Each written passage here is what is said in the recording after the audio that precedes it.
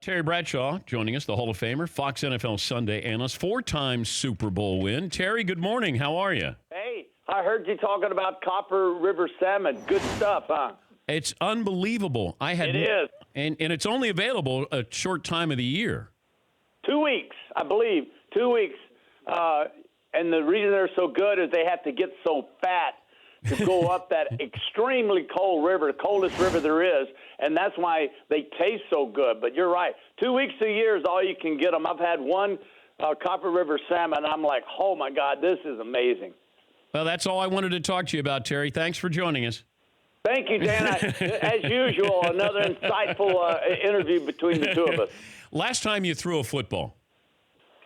Yeah? When? What? When? Yeah. Last Sunday. Oh, okay. Yeah, in the studio. I throw it every Sunday. I can't help myself. Pick it up and throw it. If I got you loose, how far could you throw it right now? I could throw it one time 40 yards.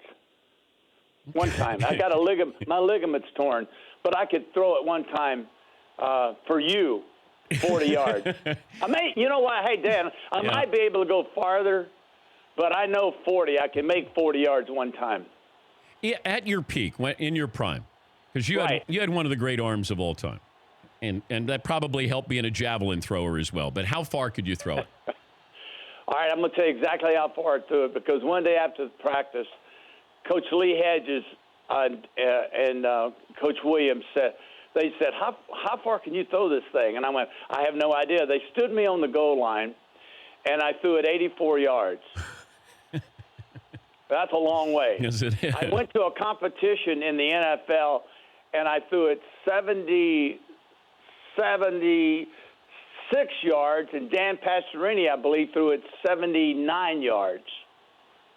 So I lost some distance. Do you need a big arm to be a quarterback now? No. You need a big brain to see and anticipate, and the ball gets out there. You don't. I mean, if you've got the gun, it's good to have the gun. But one of the hardest things for a guy with a strong arm, which I had a hard time doing, was the check downs, throwing the little wide flares and the quick outs and stuff. Those are the harder things. Guys like Drew Brees, that's the perfect arm from the NFL. Great mind, great anticipation, awesome offense, spot-on accuracy, just amazing. Like Brady. Brady has a really great arm. Love his delivery. There's several guys in the league that have really nice arms, but you don't need a cannon. No. Not like Allen in Buffalo. You don't need it, nice to have it, but you got to learn how to put a governor on it.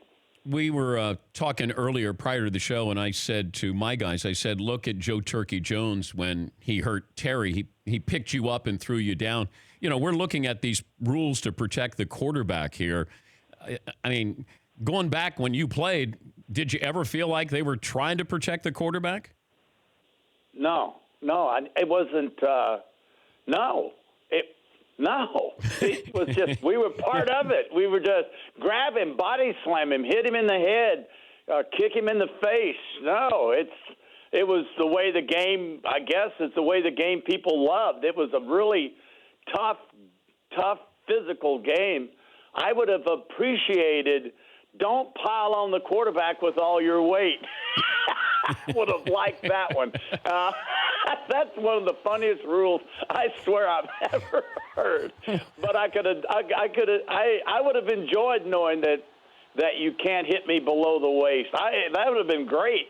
I mean, it has definitely the rules definitely have tilted toward offense and definitely toward the quarterback, which is, you know, for a guy like me, you know, your pride gets out in front of you, Dan. You go, oh, yeah, he was the best ever. Well, let's see him play in the 70s when you could body slam him and hit him and so on and so forth. But then if you say that, you're jealous. Yeah. And then I could say, well, if I had $25 million, I wouldn't mind getting hit like that. But then you're jealous because you only made $300,000. So you're better off keeping your mouth shut, which I'm not going to do. He's the. It would be no fun. You understand? Absolutely. He's the Yes. Hall of Famer Terry Bradshaw joining us, Dan Patrick Show. Does it bother you when your name doesn't come up automatically when we talk about great quarterbacks? Because you got 4 Super Bowl rings, and so does Joe Montana. But it's like Joe Montana is the best quarterback of all time. It felt like, and then all of a sudden Tom Brady comes along, and you won 4 Super Bowls and played for probably the best defense in NFL history. So I don't know why. Well, I wasn't featured. Quarterback wasn't the feature of the greatness of the Steelers. It was the running game and the awesome defense. I was just, out there calling plays and running the football. It wasn't. Our offense was not designed for passing like the game is now. I just did my job. That was the way I was coached, and that's what they wanted, and I did what we wanted, and we won 4 Super Bowls, and I went off into the sunset. It's not that important to me to be you called me a legend, or you call me an icon, or you call me a superstar, a Hall of Famer. Those things are not that important to me. Do I get upset? Howie Long came to me, Dan, one time, and he says, I just saw this deal out. It had the top 25 quarterbacks in the league, and you weren't even mentioned in the top 20. What the hell's the matter with these guys? And I thought, now that, you know what? Hey, Dan, that says it all. When your comrades are sticking up for you, then that says it all. And I enjoy that, but it doesn't faze me. It doesn't faze me at all. If you could talk to Le'Veon Bell, what would you tell him? Well, I would have tell him, get your butt in. Get your butt in. And I would tell the Steelers, sign this guy. You should have signed him already. It's a game of offense. It's all about offense. My God, they scored 42 points in the playoff game, and they fired the offensive coordinator. Haven't yet to figure that out. So I would get in. Go play. He needs to be in Pittsburgh. Pittsburgh needs him. If they win a Super Bowl, it's going to be because of Le'Veon Bell, okay? They need him to play, and he needs to sign. And now they're butting heads. Now the offensive linemen are talking against him. So now he's probably going to pack his bags and head somewhere else. Do you I guess there's blame to go around on both sides here. Sure. But if the Steelers had paid him, it's hard with running backs, Terry, because you're right. Right? I mean, I don't think the salaries are equal to what they're asked to do. And Le'Veon Bell is probably the best all-around back in football. Right.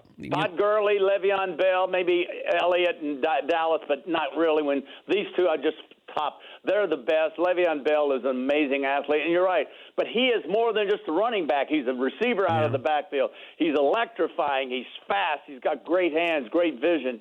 He is a rare back, and we just don't see that. But you're right. Running backs are not considered that important, and these guys are, and they should be considered key to our success. You work with Burt Reynolds. Did you work on Hooper? Was that the only time you worked with Burt? There was a Cannonball Run. I did Cannonball Run, Hooper, Smoking the Bandit 2, and 3 Evening Shades with him. Oh, Great wow. guy. Oh, wow. Yeah. What kind of I fun? went down to his dinner theater. We used to go out to dinner all the time, go over to Dinah Shore's house with him. He's a wonderful man. What kind of football player was he? I don't know. I think he was a star in high school and pretty good in college until he got hurt. I'm not real sure. Do you think he wanted to be you? Yes. Absolutely. And I wanted to be him.